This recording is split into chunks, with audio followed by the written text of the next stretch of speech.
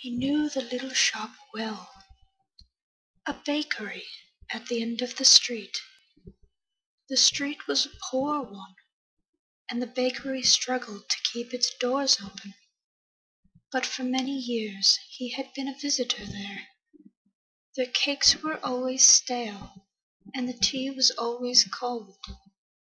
And yet every day he would visit, for there he would find her day after day, the pale, thin maiden, with eyes that sparkled like precious jewels. Her tattered appearance did not take away from her loveliness.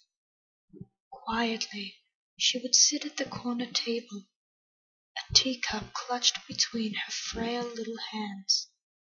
She was the picture of grace, and he adored her. But the timid soul she was, she never answered as he bid her good morning. She would lift her glistening eyes to meet his, and her pale lips would part a smile. For years, every day, he looked forward to meeting her there. But one day, upon entering the bakery on a rainy morning, he found her seat empty and the maiden nowhere to be seen. He asked the bakery owner if the girl had already come and gone, but he stated that she had not been there all morning.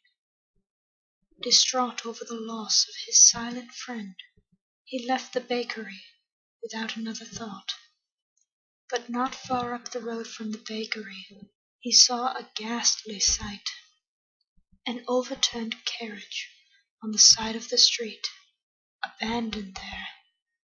But beneath the carriage, only barely visible, he could see the dainty hands that had held the fragile teacup day after day. He pulled her body from the wreck, finding that he had been much too late.